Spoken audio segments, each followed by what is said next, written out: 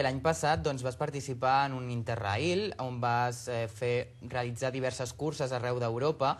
I com va anar aquest viatge? Ja ens ho vas venir a explicar, però recorda'ns-ho, quants diners vas recaptar, perquè també ho vas fer també una mica per ajudar aquesta ONG, que va ser la primera vegada que ho vas fer, l'Ex Street Children.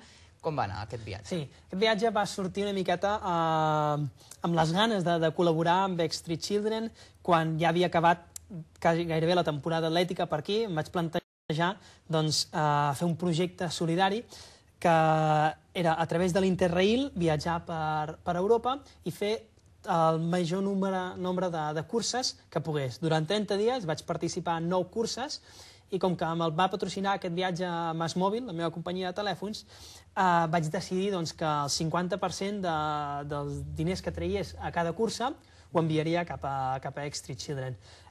Jo vaig aconseguir, entre els premis de diferents curses, més de 800 euros, llavors 400 euros, una miqueta més de 400 euros, els vaig destinar a Ex Street Children. A part, com que tenia un blog, mentre vaig fer aquest projecte, alguns lectors van fer també donatius i al final, entre tots, vam recollir prop de 1.000 euros que els vam enviar cap a Kènia. Molt bé. Doncs moltes gràcies per ser aquí amb nosaltres, Marc Roig. Moltes gràcies per ser al Maresme Esports. Gràcies a vosaltres. I que vagi molt bé i esperem que aquesta fita que tens properament, la Marató de Barcelona, que tinguis molta sort i que aconsegueixis la millor posició possible. Moltes gràcies. Que vagi molt bé. Gràcies. Doncs ara anem a conèixer els nostres següents protagonistes. Ells dos són jugadors de bàsquet del Platges de Mataró. Un és el Remon van der Hare, holandès, és el més alt de la Lliga EVA i medeix 2 metres 20 centímetres. L'altre és el Jordi Ventura i medeix 1 metre 70. Voleu veure les diferències? Doncs no us perdeu aquest reportatge. El club, l'Associació Esportiva Centre Catòlic de Mataró, és un dels clubs més antics del bàsquetbol. Es va fundar l'any 1927 i compta en l'actualitat amb un total de 31 equips federats. I això de medir 1 metre 70 i ser el més baix de tota la lliga, com es porta?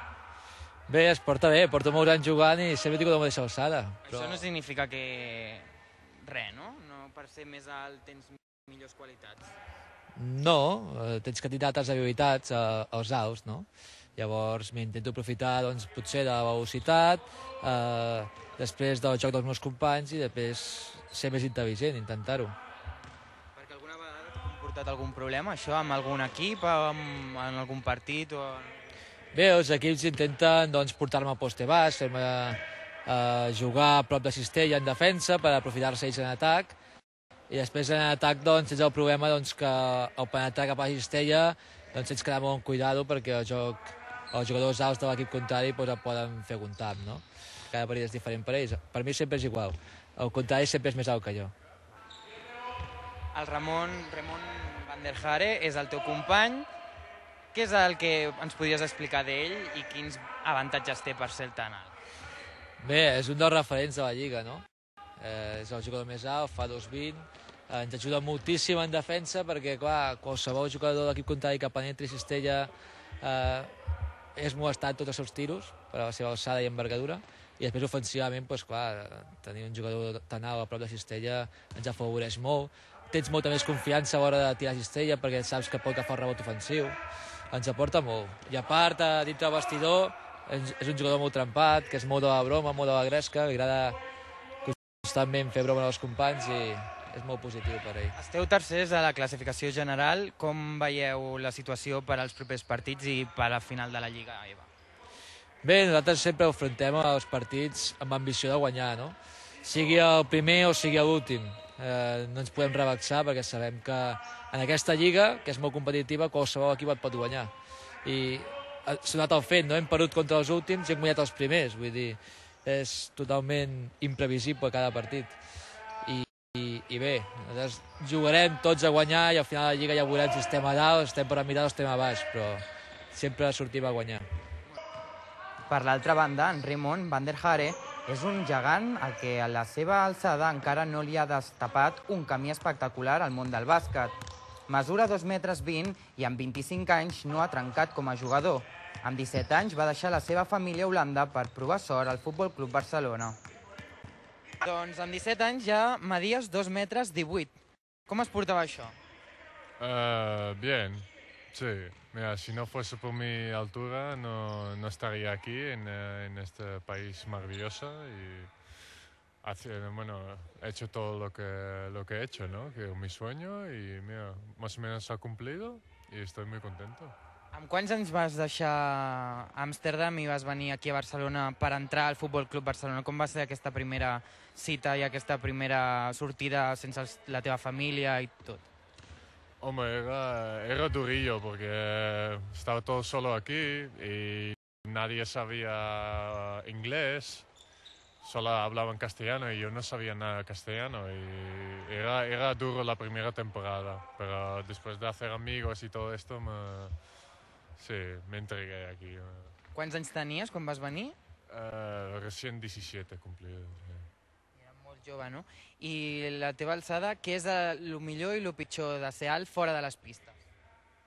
Lo mejor es que ves todo mejor. Que si hay gente que te busca o algo, te encuentra enseguida. No, hay muchas ventajas y desventajas hay pocas. Solo es que para todo hay una solución, no hay mucha desventaja. I dins de la pista, quines avantatges hi ha? Sí, mira, dentro de la pista, hombre, para el rebote es importante, para la defensa, que la gente ya no penetra tanto que cuando yo estoy dentro, se tira más de fuera. Bueno, los pases, que los jugadores los pueden hacer más altos que los otros no llegan. Tens el rècord de taps, no? Jo crec que l'alçada és una de les coses també que et fa que puguis fer molts. Sí, siempre es una ventaja ser más alto y en defensa más. Perquè la gent et vegi, et podries aixecar perquè veiem la diferència. Aquí posem el micro. La teva trajectòria ha estat fàcil, difícil? Dificilillo, sí. Bueno, he tenido que trabajar mucho y estar en países que a lo mejor algunas veces no es tan bonito y tan caluroso como aquí. Però, mira, en el deporte, sí. Però bueno, has estat seleccionat per la draft dels Toronto el 2003. Com va ser això? Una il·lusió, no? Sí, bueno, no me lo esperaba mucho porque me apunté al draft y bueno, pensé a ver si me cogen muy bien y si no me cogen, bueno, por lo menos lo he intentado. Y mira, ha sido una sorpresa y he podido tener una experiencia con ellos entrenando y en un campus de verano que està molt bé. Dels 17 anys als 22 més o menys vaig estar al Futbol Club Barcelona. Què va passar i després on vas anar i en quins clubs has passat? Lo que pasó es que se me acabó el contrato y ha tenido unas buenas ofertas de Eslovenia y después Chipre, Ucrania y otra Eslovenia. Otra es Chipre. Finalment, aquí, a la Unió Esportiva Mataró, al Platges, com estàs? Estàs a gust a Mataró i a Catalunya? Sí, yo ya vivo ya hace muchos años aquí y yo estoy súper a gusto, es como mi casa y el equipo súper bien, la gente todo muy amable, los compañeros súper bien y vamos bien como equipo, no se puede pedir algo mejor. El Platges de Mataró es troba a la tercera posició de la classificació amb 11 punts, empatats amb el Granollers, que és quart. Doncs fins aquí el programa d'avui, Maresme Esports. La setmana que ve tindrem més informació, més històries i més entreteniment. Recordeu que la propera setmana no us podeu perdre el reportatge d'en Gerard Piqué, internacional del Futbol Club Barcelona, que és maresmenc i que vam estar amb ell i també ens va voler saludar. Una salutació per Maresme Esport. Doncs amb aquest comiat del Gerard Piqué, nosaltres també us diem adeu fins la propera setmana amb més esport, més entreteniment i més històries.